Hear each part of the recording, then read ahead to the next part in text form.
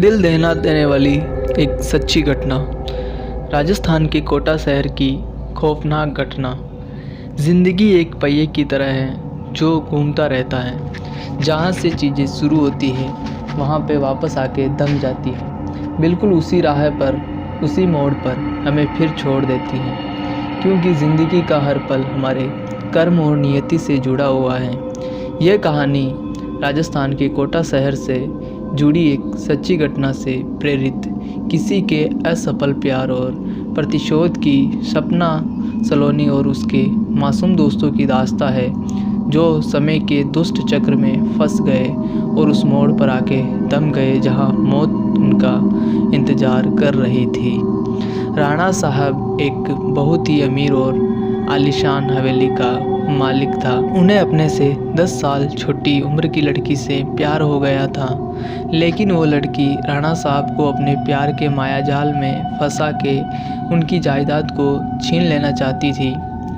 एक बार उस लड़की ने अपने प्रेमी के साथ मिलकर राणा साहब को मार कर जिंदा ज़मीन में गाड़ दिया। राणा साहब चीखे चिल्लाए, लेकिन उस लड़की ने उनकी एक न सुनी।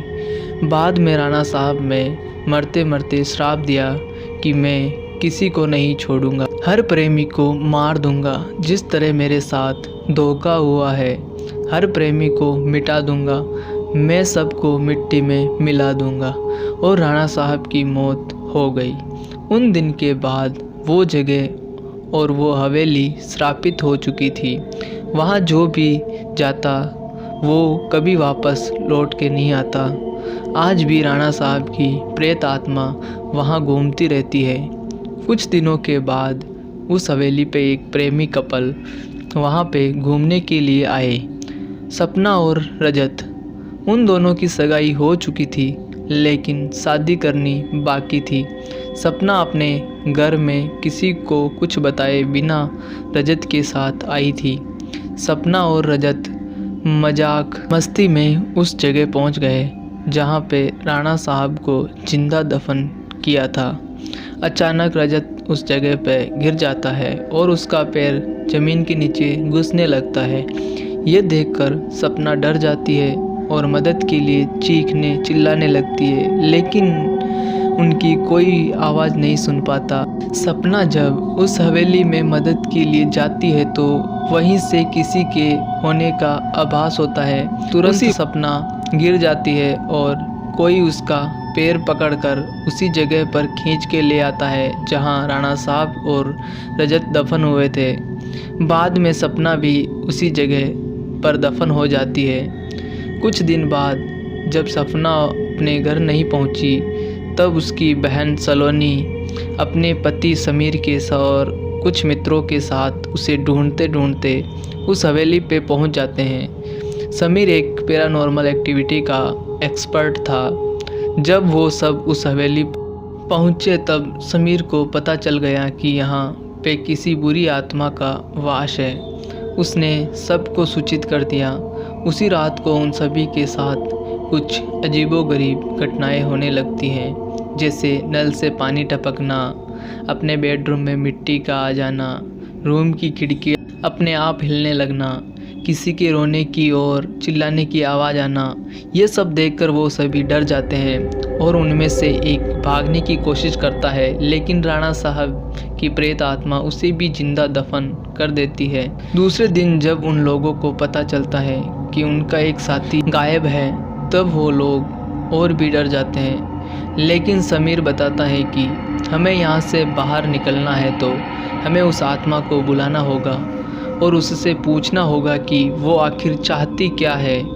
डर के मारे सभी लोगों ने समीर की बात मान ली और आत्मा को बुलाने के लिए तैयार हो गए।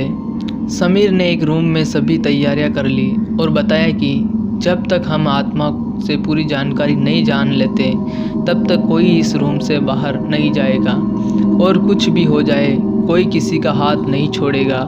समीर ने तंत्र मंत्र से आत्मा को बुलाना शुरू कर दिया।